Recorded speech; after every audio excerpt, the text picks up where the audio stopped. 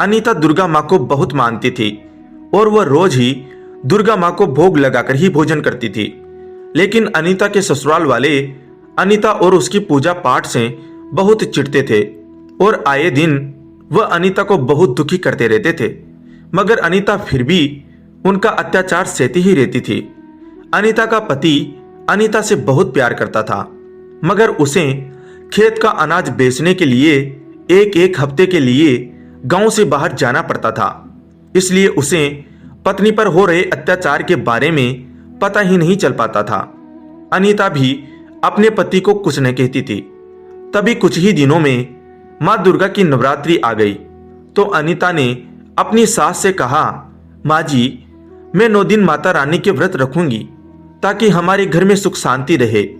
यह सुनते ही अनीता की सास ने अनीता के बाल पकड़कर उसे बहुत मारा और कहा, तू क्या माता की पूजा करके हम पर जादू करना चाहती हैं? तू क्या सोचती हैं कि माता रानी की पूजा करने से हमारा काम और बढ़ेगा, हमारे घर में सुख शांति होगी? अरे आज तक हमने किसी भी भगवान को नहीं माना और हमारा काम देखो, कितना अनाज बिकता है हमारा और हमारे पास पैसों की कोई कमी नहीं।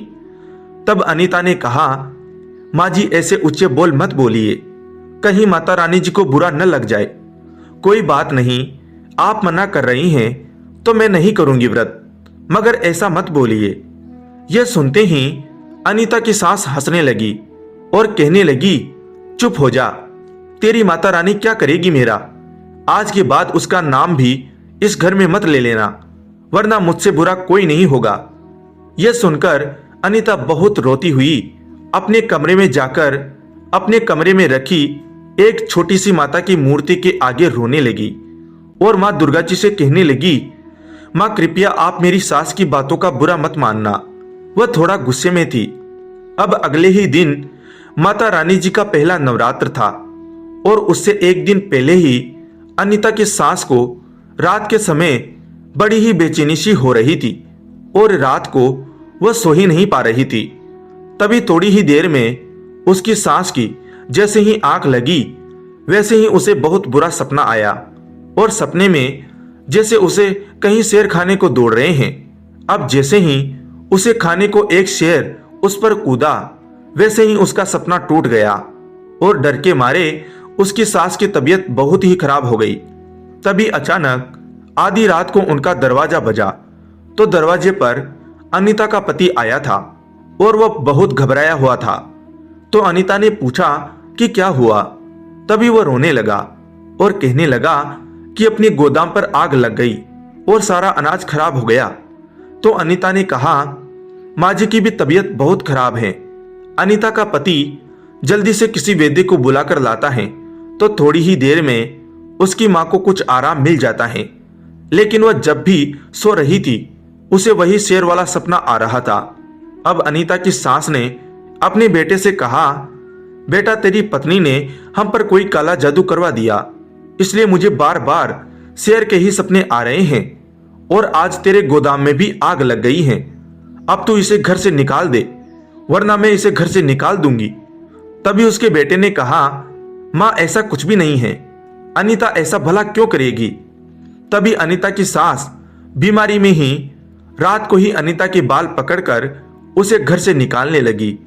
तभी अचानक अनीता की सास का पैर घर की दहलीज पर बड़ी ही जोर से लगा और उसकी सास बड़ी ही जोर से बाहर की तरफ जाकर गिरी और बेहोश हो गई। तभी अचानक सब लोग मिलकर उसे अंदर ले गए। अब अगले दिन सुबह उसकी सास को होश तो आ गया, मगर वह न तो हिल डुल पा रही थी और न ही कुछ बोल पा रही थी, वह बस रोए ही जा रही थी। तभी अनीता समझ गई कि शायद माता रानी जी उसकी सास से बहुत नाराज हैं। तब अनीता रोती हुई माता रानी जी की मूर्ति के आगे प्रार्थना करती हैं कि हे माँ, मुझे पता है आप नाराज हो। माता रानी जी, मैंने रात से कुछ भी नहीं खाया है क्योंकि मैं आपके व्रत रखूंगी। आप मेरी सासू माँ को बिल्कुल ठीक कर दो। ये कहकर अनीता ने जैसे जैसे रोज व्रत रखा वैसे वैसे उसकी सास बिल्कुल ही ठीक हो गई। अब उसकी सास अष्टमी वाले दिन तक बिल्कुल ही ठीक हो गई थी। तभी नवमी वाले दिन उसकी सास ने स्वयं घर में माता रानी जी के गीत भजन करवाए और उनसे माफी भी मांगी। तो उसी दिन रात को अनीता की सास को माता रानी जी ने एक कन्या के रूप में उन्हें दर्शन भी दिए। अब अनीता का भी जीवन खुशहाल हो गया था और अब उनका पूरा घर ही माता रानी जी को बहुत मानने लगा और अब घर में भी सब ठीक हो गया था। तो दोस्तों, आपको ये कहानी कैसी लगी कमेंट करके जरूर बताएं। अच्छी लगी हो तो लाइक जरूर करें और चैनल को सब्सक्राइब कर घंटी को जरूर दबाएं। धन्यवाद दोस्तों।